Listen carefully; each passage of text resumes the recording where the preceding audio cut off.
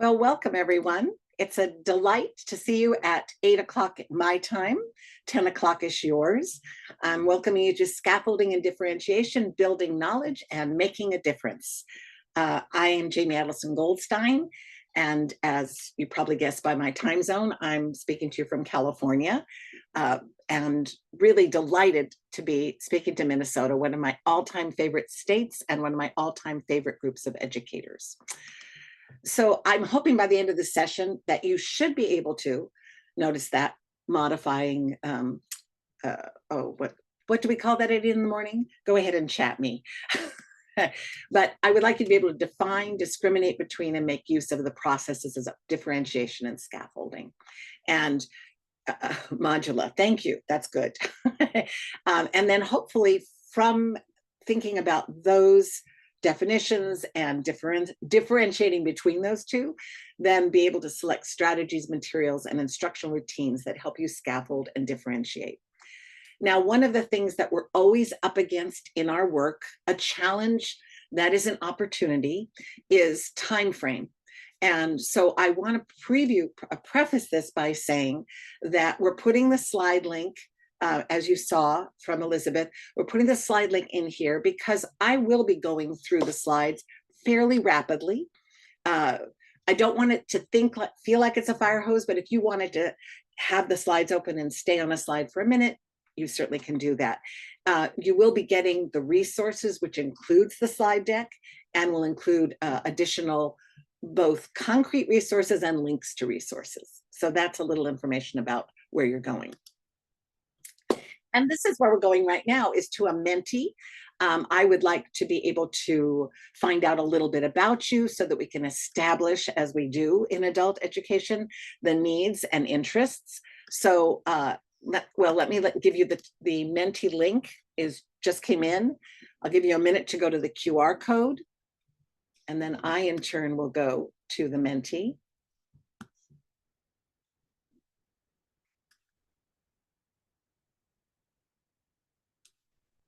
I'm going to go over to the Menti now, just so that let's present.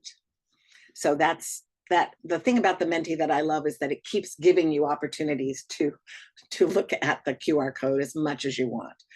Let's see how people are doing. What do you most like to do during a web shop? This is a web shop. It's a bit like a webinar shop, because I'll be doing a lot of talking, but I am going to ask you to talk. So do you like to listen and take notes during my mini lectures? Do you like to discuss ideas with colleagues in breakout rooms? Do you really love taking polls and quizzes? Do you like to DM your colleagues in the chat? No, this is anonymous, so no one's going to be able to tell.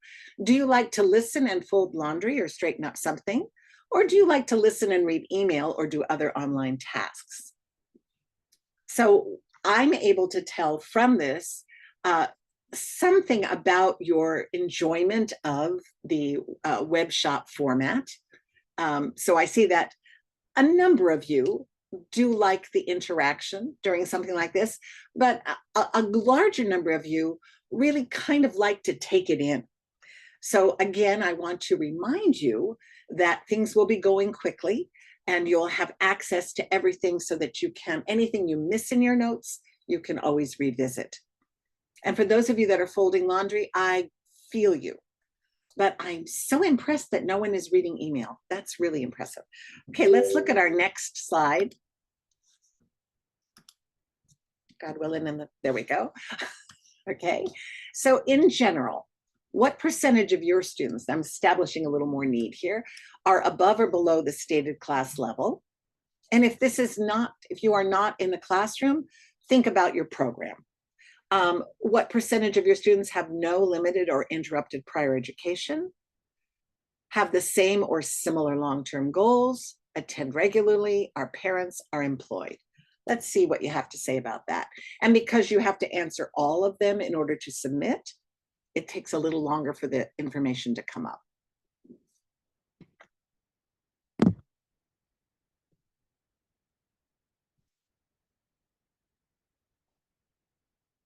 Boom, it all comes up in a rush. 5 people have participated so far, but more and more are participating. So you can see from this that there's a healthy number of participants who have learners that are above or below the state level, at least like the stated level, the state level. So it's about 50%.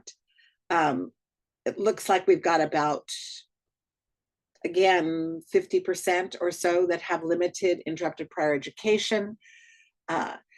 I'm surprised to see that so many have the same or similar long-term goals, because very often I found that students in my classes have they have the same stated goals, maybe because of how we present them, but their internal goals are somewhat different.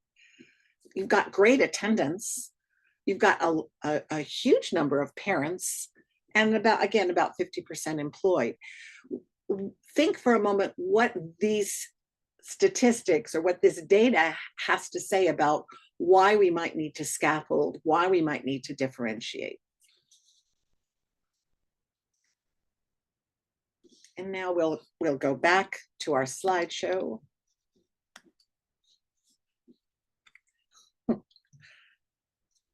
So I'm going to take a couple of minutes to talk about what scaffolding is, what differentiation is, and give you some different ways to look at it, much in the same way that I would give students different ways to think about the same content. So in this way, I'm differentiating for not for content, but yeah, for content to a degree, but I'm mostly scaffolding, because I'm scaffolding to provide different ways of looking at the same content. So here's one concept. Scaffolding helps students bridge the gap between what they know and what they need to know, supports them as they develop new skills, and breaks down unfamiliar skills into smaller, easily accessible ideas. Can you put in the chat if you notice any scaffold on this slide?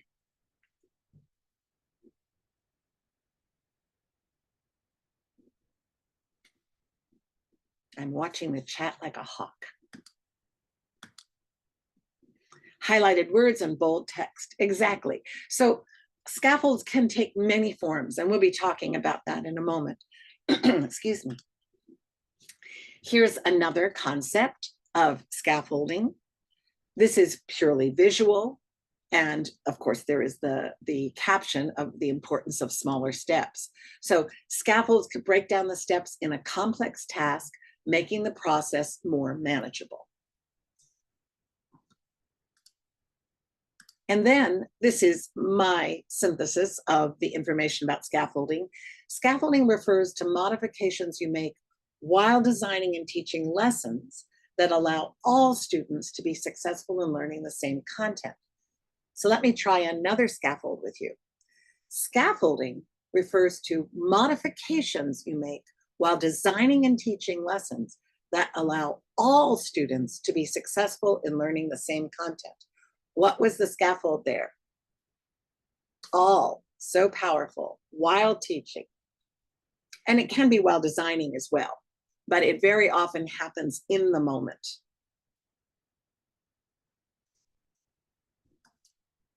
Now let's look at differentiation. Differentiation refers to the idea of modifying instruction to meet a student's individual needs and learning preferences. One way to differentiate is to focus on Carol Tomlinson's 3 approaches. This is my favorite way to think about it.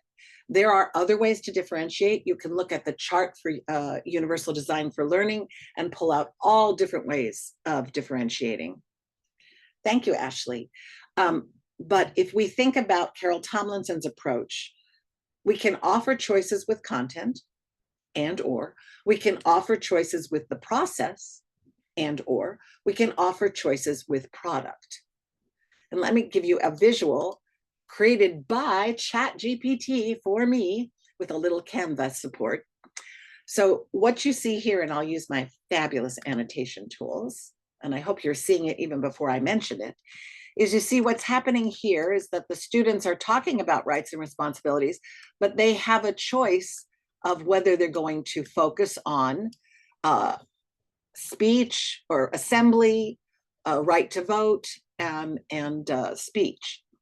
And then in terms of the process, what you see is maybe 2 students working on researching their chosen content. Or maybe what you've got going on here is a student who wants to work independently, has a phone and wants to work on the phone, and the teacher has provided QR codes. So the process is a little more guided. These guys over here might be surfing the net with the skills that they have learned to surf. That didn't sound right. They're doing a search based on the skills that they've developed. Now, they could also have links from the teacher, but in this case, I'm highlighting the fact that there's more support here for the student in his search with the scaffold of the QR codes, but the classroom has process differentiated. And then, of course, you've got product. So you see over here a poster, and over here a writing product. So that's setting up the concept of, let me just erase all my people, setting up the process of differentiation in 3 ways. In this classroom, all 3 are happening at the same time. I would just recommend you not go that route. One aspect at a time. It also probably will help the students in terms of the routinization of what it is they're doing. If the products are the same, but you're altering the process, or the content is the same and you're altering the product, that might be a more helpful approach. So that's a general, overall, speedy way of looking at scaffolding and differentiation. And if you think that's all you're doing, well, no. Put down the laundry, because I'm going to ask you to go into a breakout room for the glorious amount of time of 4 minutes. And with the colleagues that you have in that breakout room, reflect on, collaborate how you would use what you heard me say, what you saw, and what you already knew about scaffolding and differentiation to summarize what's essential to know about them. So we're using this frame and set of stems. After considering 3 ways of thinking about scaffolding and differentiation, our team came up with the following summary. We're truncating this process in order to give you enough time to actually just talk. So you're going to use this, it'll be in your breakout room, but all I'm going to ask you to pop in the chat is the last 2 sentences. Scaffolding is not, differentiation is not. I want you to, however, think about ESL, ABE, HiSET, or IET teachers scaffold during instruct. When they do that, they're providing blank for their learners. Sorry, there should be a blank in there. Let me draw that in there really fast. Dot, dot, dot. They're providing blank for their learners. When they differentiate, they are doing this. So use this as your conversation starter. Make sure you come up with a sentence for scaffolding is not and differentiation is not, and 1 or more of you can put that in the chat when you come back.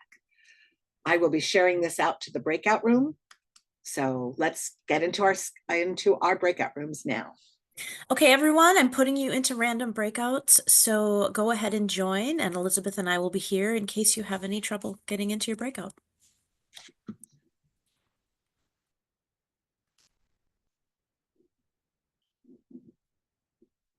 And I'm just watching to see that everyone's gone before I share to the breakout rooms.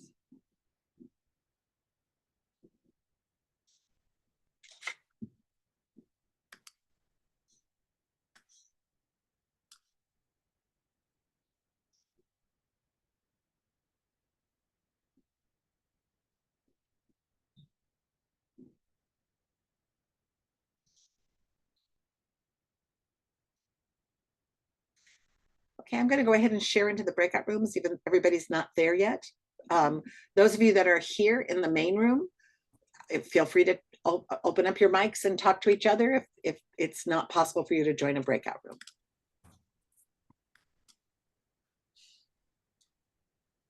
And I'm happy to help you out if you need to get into a room.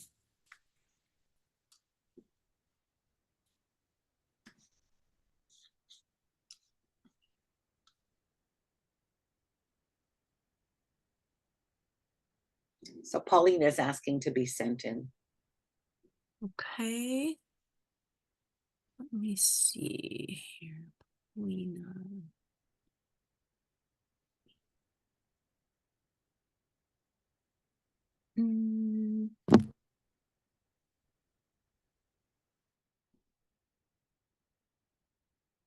Hey, Stephanie, if you want to talk about it with me, we can talk about it.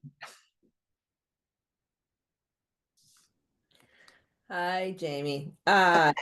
I'm I Are wanted you to jet listen in lagged? on your session, but I'm not I going to get it. join a I get it. breakout room. You must be jet lagged. Um, just pretty busy. Sorry, I put Oh, myself into a breakout room, Jayme, and they're having a wonderful conversation. okay, great. And I forgot to put the time on. So do they have like another minute and a half at this point? They have Looking to see. about a minute and a half. Yeah. See, do I know or do I know?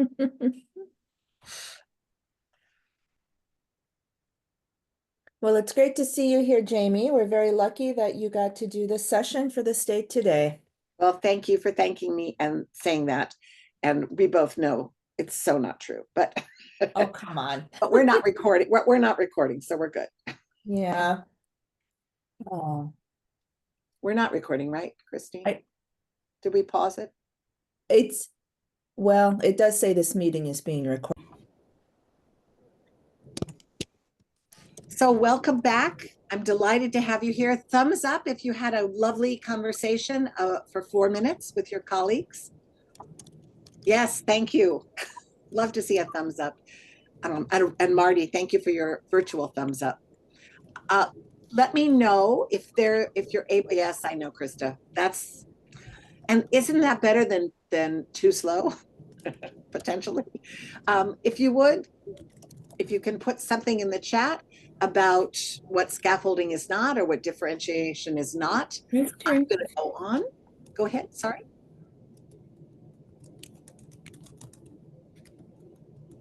Okay. I see scaffolding is not giving them the answers. It could be, Danielle, if we gave them the answers on an answer sheet that they could go back and check themselves, but it depends on how it's being handled. Differentiation is not presenting and providing all the materials at once. I would say that, and scaffolding is not that as well. I mean, scaffolding is not everything all at once everywhere. In group 12, we agree that differentiation is not trying to do product, process, and content that are different from each other. Oh, nice. and maintaining your sanity.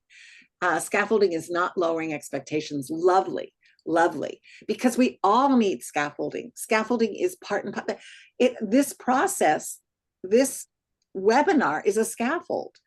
Instead of just sending you, do these things in your class. It's a matter of we're talking about it and thinking about it. This image that I gave you is a scaffold. Both scaffolding and differentiations are not forms of cheating. Absolutely. It's not expecting all students at the same level. Exactly. Differentiation is change and recognizing differences. So if we're going to turn that into what differentiation is not static, and it is not expecting homogeneity. How's that? I went to that flipping. So for the next several minutes, those of you that love taking notes, you are going to be in heaven because there's a lot of note taking to be had. I'm starting with scaffolding with visuals because it's not rocket science. Scaffolding with visuals is in fact what probably all of you do regularly. But I do want to point out some of the moments of scaffolding with visuals that might be important to consider. This image in particular sets that up. And then also all the different kinds of visual scaffolds that there are. So just briefly, this is from a new part of the picture dictionary that I worked on to maybe help with the more up-to-date imagery in terms of like an Alexa or some kind of AI speaker. And the verb that they're working on is decrease and turn down the volume. So as you can see, I could have just chosen just to put the speaker on there, but without the larger notes, without the woman's expression, without the text, the scaffold might not have been as effective. So visuals and the visuals mean different things to different people. So when you're choosing visuals, you do want to have some awareness of how I understand this because of maybe my context. Am I supplying enough context for the learner to understand it the way I'd like them to? So of course, I'm not going to say, oops, I'm not going to say that, why are we not going backwards? Please go backwards. Thank you. I'm not going to say that a picture dictionary is a bad thing. It's a really good thing. But in this case, a picture dictionary is providing a single image. And if we look at, for example, let's say number 4, that could be stomachache, that could be something else. A, which is showing feel dizzy, is helped by having those circular background around them, not just the person holding her head, which could be headache. So again, thinking about context as supporting whatever scaffold you're providing. Now, to help you do that, sometimes you need multiple images for the same concept. And you can use a lot of images online now. It's really important that we do pay attention to copyright. So Canva and Pexels and Unsplash and Pixabay all offer free images. Everything that I have up here are free to use.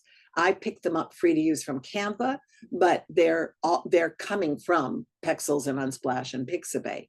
The other thing I want to point out is the difference, the diverse, that's a dangerous word, the diverse people that we see in these images.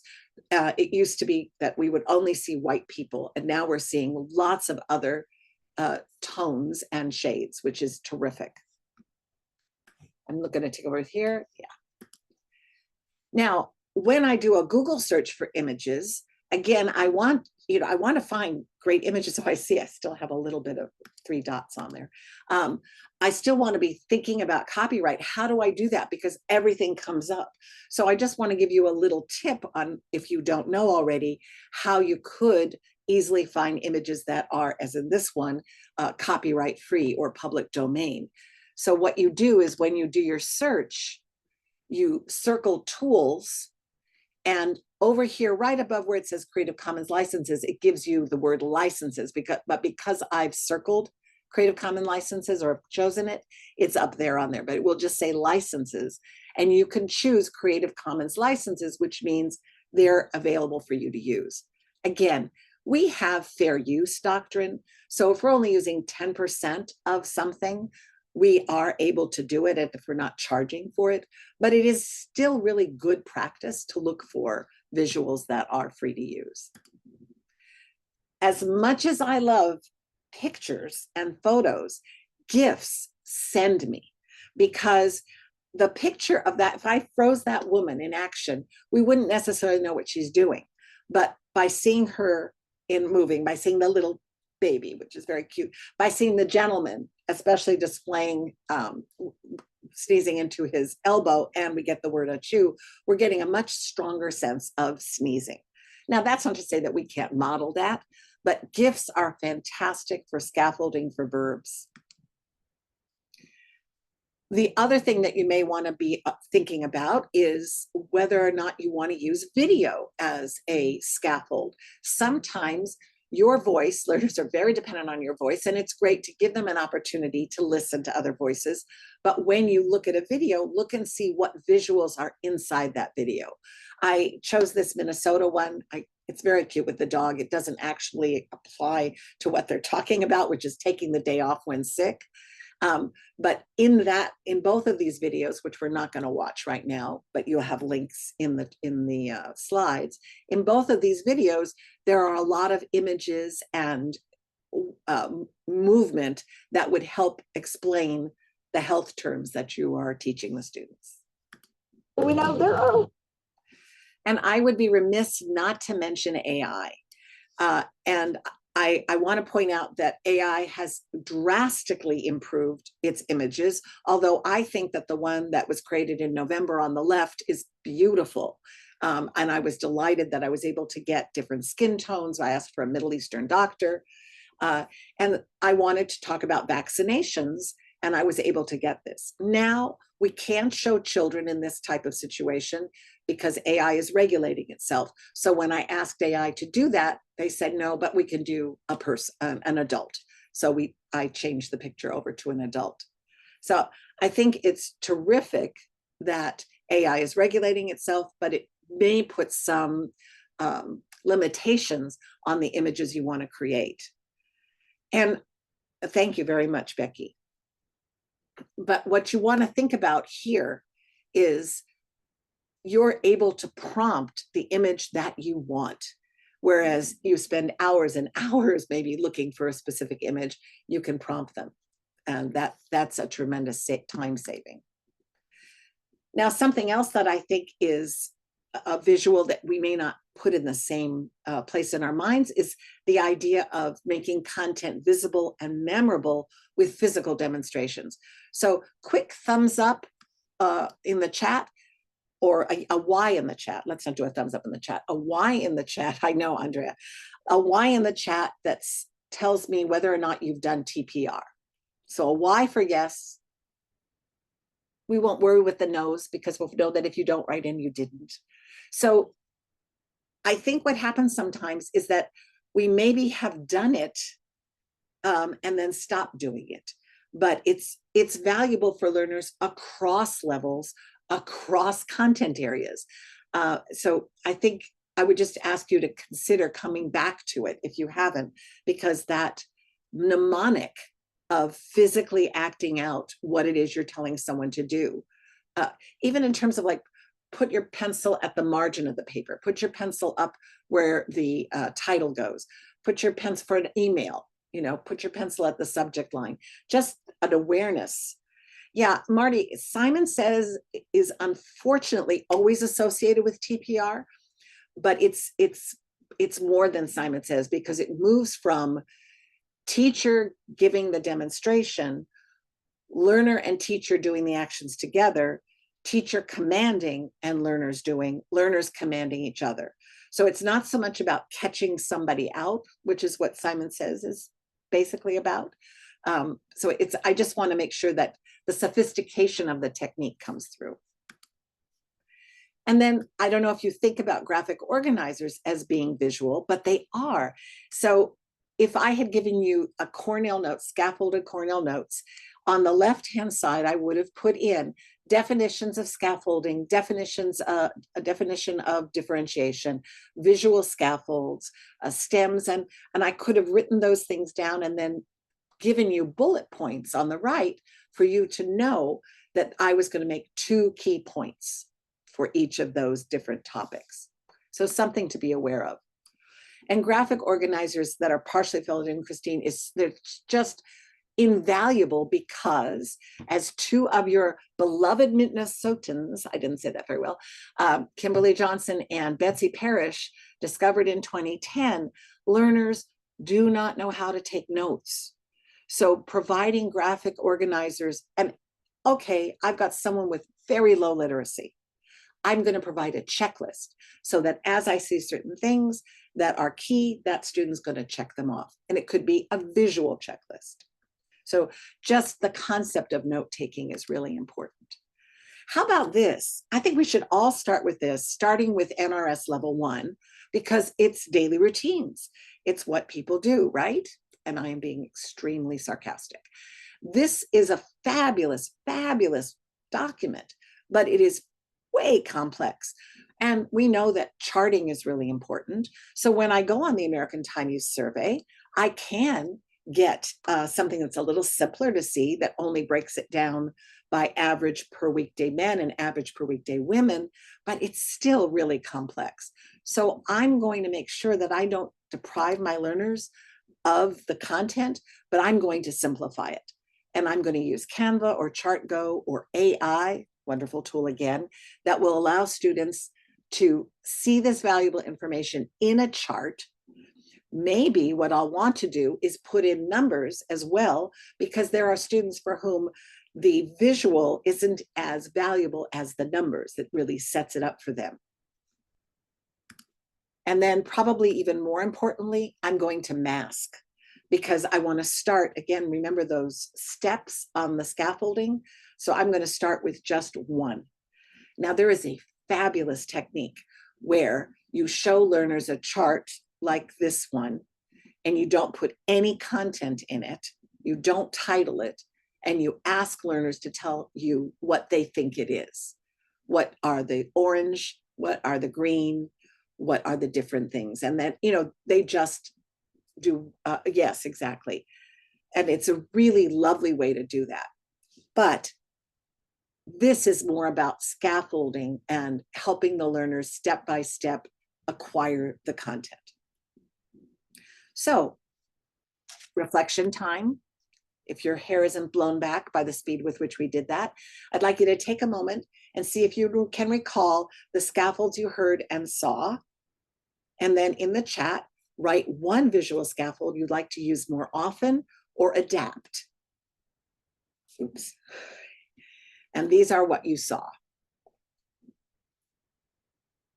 Oh, Erin, I'm delighted because that's the one that I always hope are a little bit new for people. Not that you haven't used it before, but maybe use it more.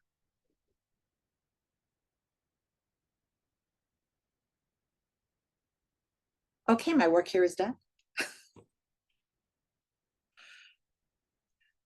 And Victor, there are many picture dictionaries. I happen to be fond of one particular one, but there are many to look at. Okay, I see a lot of great aspirational visual scaffolding going on. Let's move on to our next type of scaffolding, which are stems and frames. And I'm giving you an example of a stem and a frame. Stems and frames are really valuable for English learners in particular because they provide language support and allow learners to build accurate sentences or well-organized paragraphs. Sorry, the hyphen's missing. They also help learners build confidence by allowing them to focus on conveying their ideas rather than getting stuck on the form. That lessens the cognitive load. So that second bullet is really important for all learners. HiSET, ABE, as well as multilingual ESL learners. Increasing language acquisition by the regular inclusion of academic language and formulaic phrases is a plus that happens alongside of stems and frames. Here are stems for prompting responses. So, we've taught there is, there are, there isn't any, there aren't any, and we want learners to look at a picture and make sentences, but why are we asking them if this is the first opportunity for them to practice? Why aren't we providing them with the word box, in a sense, of sample stems? Because we're asking them to do two things at once: try to recall and try to produce. And I think that this is a good first step for guided practice. With visuals and stems, the question formulation technique is fantastic. We don't have an opportunity to do this with this web shop, but the question formulation technique allows learners to form their own questions. Again, for English language learners, multilingual learners, sometimes providing the stem will prompt them to ask all kinds of questions about the picture that they see. This is a fabulous technique. I highly recommend it, but for learners that are new to the language, providing this type of stem is key to make this work. Sample stems for prompting academic language in discussions come through here. According to the text, there are blank reasons for. In the first paragraph, the article states, based on this text, there's no evidence that shows. So if you provide these types of stems for your learners after an exercise, and again, there is no reason a beginning level learner can't say based on, according to. These become chunks of language. A lot of times when I do one question survey or any opportunity for learners, just like the Menti, I have the students talk about the data that they have collected. So even if we're doing a corners activity and we're talking about how many people are in this corner, we can say fewer than blank % of the students, or blank out of blank students believe. I love based on our research, we can conclude. Anything that lifts up the academic language in in the class is a great opportunity for learners to professionalize their speech. Sample writing frames. Again, this is a little close to Newcastle for you all, I'm sure, but I would be remiss for anyone who's new to this process to not mention that when you give a frame, you are providing essentially a fill in the blank, a template, and it's not cheating, as you said, but it's allowing the learner to put in the language that would be easier for them to put in, and then providing them with the frame that makes the language more appropriate. I happen to love this particular narrative. I did this when I was 24, and all my students had a great time writing about this. I don't know now how I would do this, but it was really fun. So notice that on the left side of the screen, you see the frame, and on the right side are additional scaffolds, which are questions. You can do one or the other, or you can do both, which helps the learner. And we know that summaries are tough, right? Summaries are really tough. I'm hoping, yeah, Christine's telling you, we're going fast, so you can come back into the slides. In this case, I love the Career One-Stop videos, but man, they've got a lot of information and they're dense. So I want the learners to focus on particular things. The video, I want them to name the video, and then I want them to name what their work does, and then I want them to identify what they think is the most difficult part of the job, or maybe the video says that, and then whether they'd be interested in the career. This is an opportunity for differentiation because learners can choose which of the work videos they'd like to watch. And again, not all of them. You could limit it. You could give them QR codes to preview, but then they all have the same process when they're writing. And this is an example of what it might look like when it's filled in. Notice you've got those gerunds there, so you may want to adjust.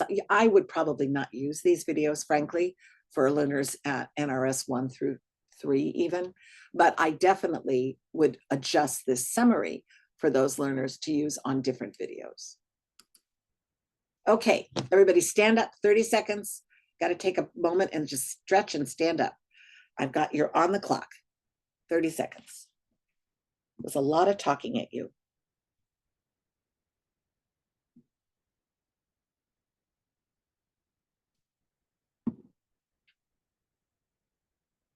Melanie, don't go too far. You'll be sorry you kept your camera on. Oh, turned off her camera. Okay, we're 1 minute away.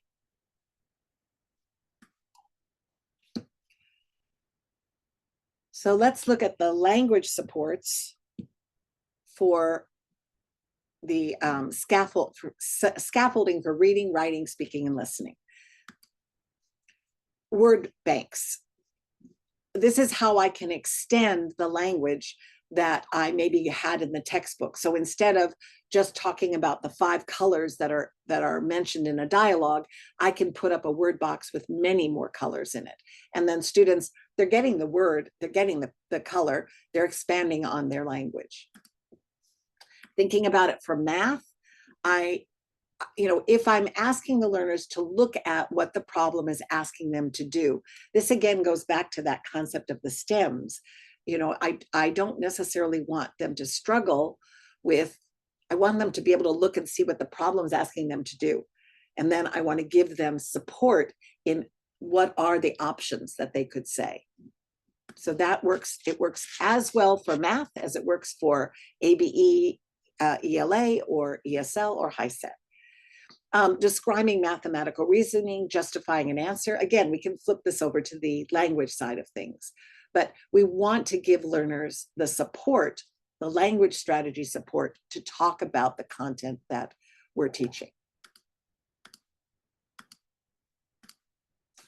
We're just going to keep animating. In discussions, very often I want learners to use specific types of language. So in expressing a preference, I'm going to put this up on the board, or I'm going to have it, if I'm a virtual, I'm going to have it over in the chat for them to see. I think I'd rather, given the choice, I'd rather. If it's up to me, I'd rather. And then I don't want to forget that peers are phenomenal scaffolds, but high-low pairs is something to be aware of using sparingly, because the high-level learner deserves the same attention as the low-level learner. That's not to say that they can't teach each other, that the review that the low-level learner provides, or in some cases, the ideas the low-level learner provides, but it's a fantastic peer-to-peer support and scaffold. But again, in a multi-level class, you want to make sure that you are giving the higher level learners the challenge that they need. The idea of doing a listen and point or a listen and circle, one learner says one word, the other student points to that word within the picture. Listen and circle, same idea, peer dictation. Rally Robin is where one student has a worksheet. They both actually are sharing a worksheet, and the worksheet goes back and forth between the students, or it can be a brainstorm without a worksheet. But the nice thing about the worksheet is that they're giving each other support as they're working on the exercises. And then, of course, team roles, very important for scaffolding. If you are hoping that you'll get time limits and you'll get participation and you'll get help with the technology, the students can be part of that scaffolding, but they also need a scaffold. So they need the language that they're supposed to use. They need to know what their job is. So it isn't enough to say, okay, you're the manager, you're the leader, you're the writer. You have to really be clear about what you're asking the learners to do. And my all-time favorite ever is do-say charts, because they help physically and verbally provide scaffolds for what the learners can do to express different functions. And I'm not going to go into this, but that link that you see up there gives you 36 different do-say charts.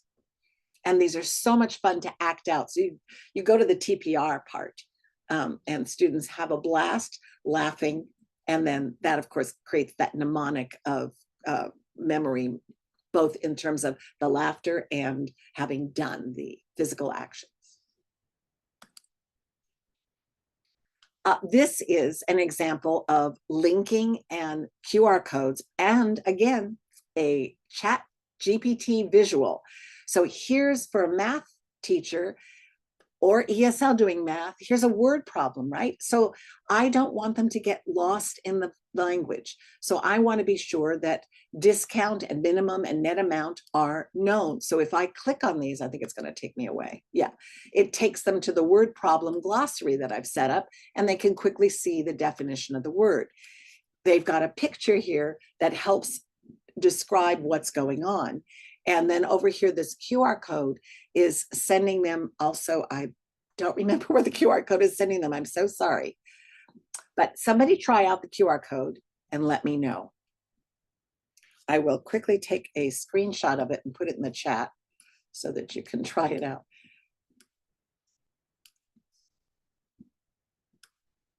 Unless somebody's done it already. See if I can just pop it in the chat. Usually it's a glossary. Okay, it goes to the glossary. Thank you. So if you didn't want to link, you could use the QR code so that your student is working on it, but he or she has their phone and they can easily get, whereas they might not be able to click on a link virtually, they could get to the glossary with the QR code. Last set of scaffolds, scaffolding with smartphones and apps. So I love Padlet. Padlet is a phenomenal tool, but there are all these other tools on the smartphone: dictionary, thesaurus, text-to-speech, camera, timer, screenshot feature. And I'm going to ask you to reflect on this when you look at the slides. How would these tools or apps help English language learners? I think that you can do this on your own. But the slide shows you.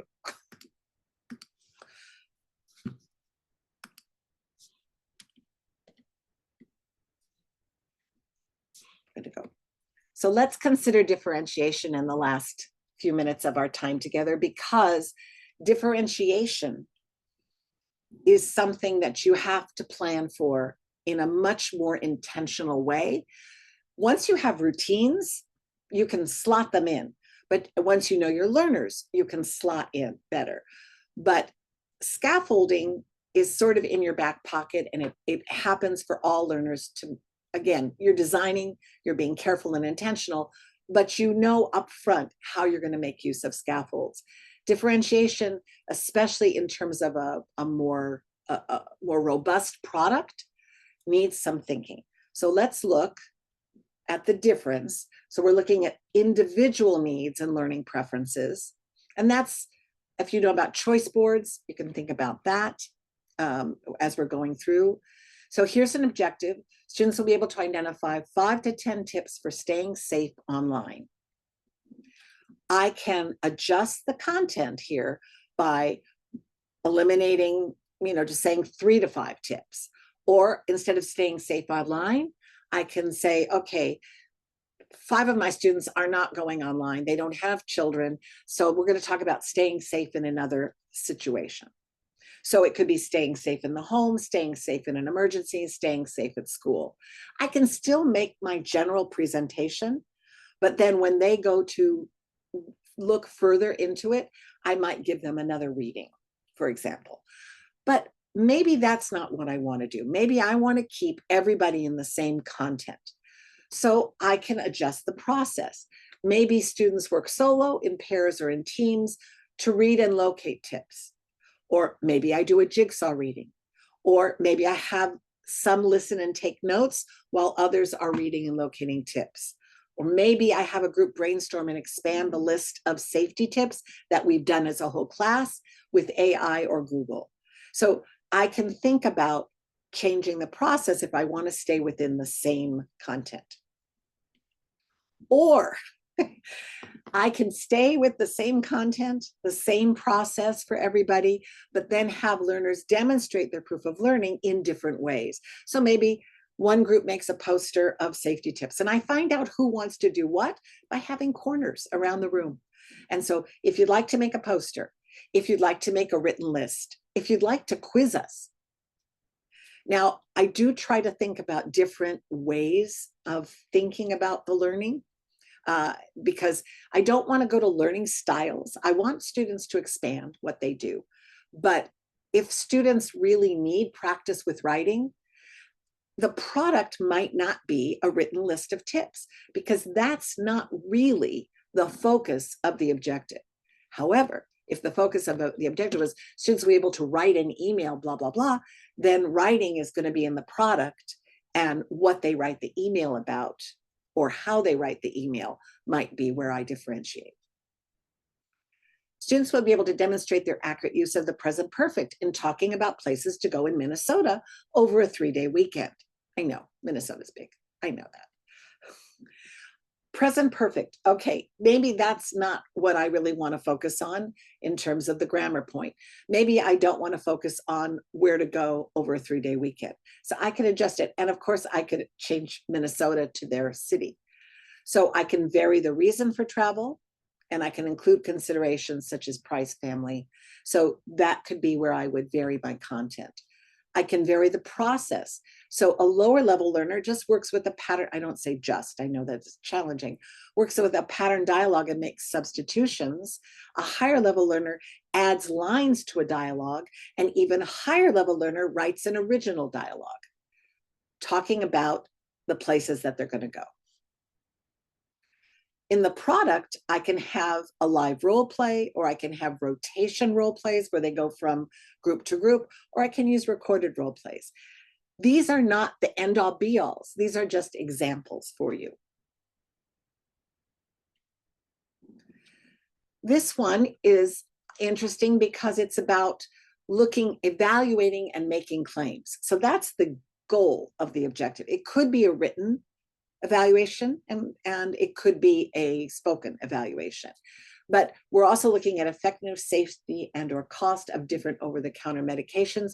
By now, you know that we could vary the types of products being evaluated, or we could vary the process of the research.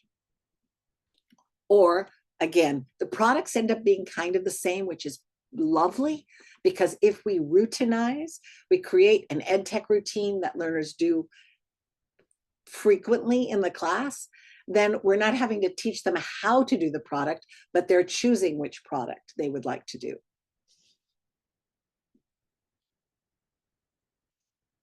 So I'm going to ask you to take time individually right now to look at this. How would you choose to differentiate for one of these objectives, the content, the task, or proof of learning? And here they are, backwards. Let me see if I can get them. Okay, there's workforce prep. They don't seem to want to come up all at the same time, so let me just get rid of the animation. You're seeing behind the magic curtain.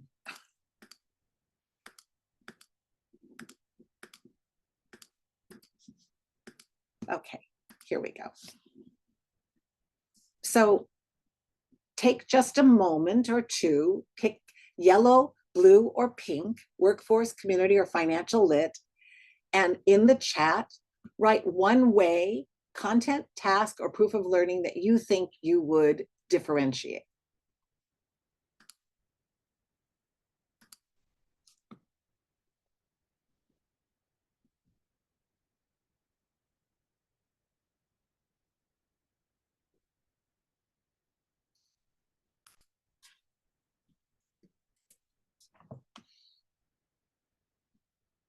Okay, so Tracy, you picked workforce prep.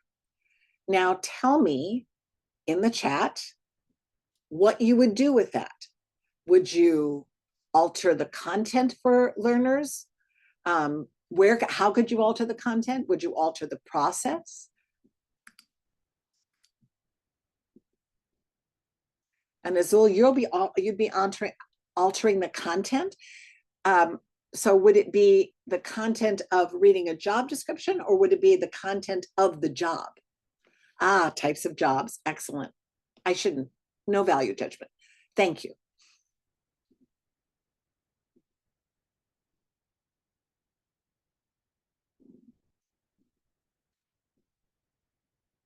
And Kelly's saying, community, I would give them options of how to address the safety issue. Thank you.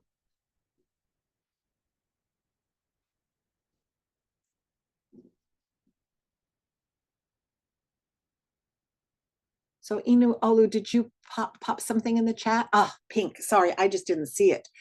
Content. So what kind of content would you change, Inu Olu, sorry.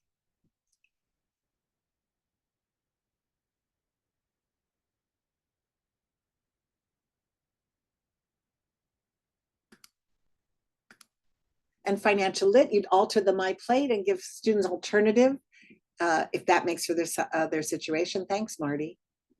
Graphic organizers for proof of learning.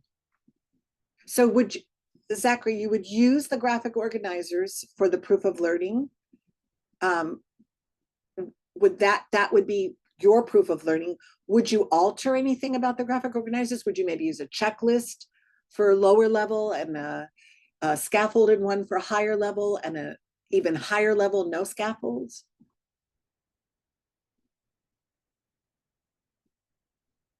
It could be part of the process. It could be Zach. You're sorry, I didn't know whether to call you Zach.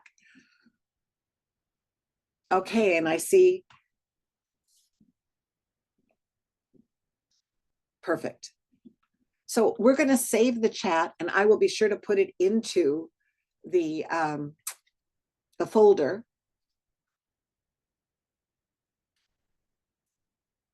Be sure that you scroll through though and see what your colleagues have written. I want to point out that once you have, for me, this is a routine, right? Content, process, product. Once you have that in mind, and product being proof of learning, once you have that in mind, then you're really in a good situation to make that adjustment more and more readily. We have textbooks that provide opportunities for differentiating, but a lot of times those textbooks are written in the author's vacuum. They're reaching out, they're finding out what's going on all across the United States and sometimes Saudi Arabia and Africa. You know, so we we don't necessarily have the information that's right in front of us, but that's for our learners specifically. So hopefully some of the content of today that we've thought about will help you personalize and customize. But again, everybody, Inuolu, thank you. Everybody is going to need scaffolds. So the scaffolds can become part of the differentiation, but you don't want to hold the scaffolds aside for only the beginners can have the scaffold.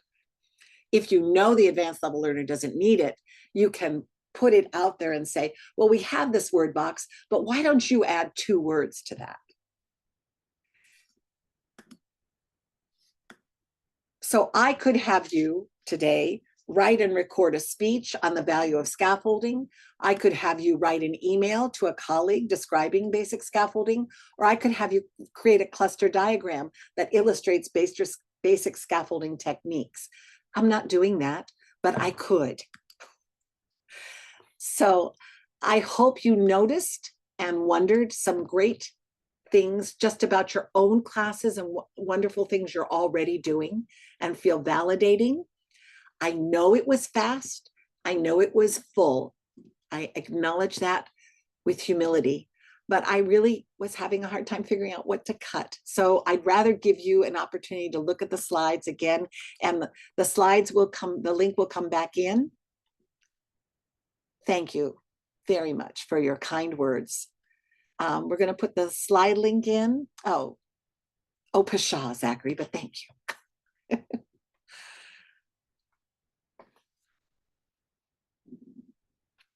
And I think I have something on the last slide. Yes, I have the citations and a chat GPT cartoon of moi.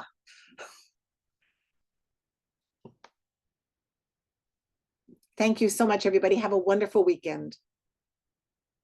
Thanks, Carol. That's very affirming.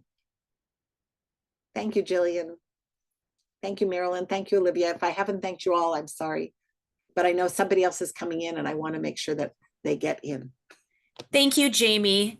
I think I slacked on some of my duties because I was so completely engaged with your content. I just want to remind everybody, I dropped in the chat box, the next session begins at 11:15 a.m. A couple links to the flyers, and if you need a PDF of the flyer, that's also there as well.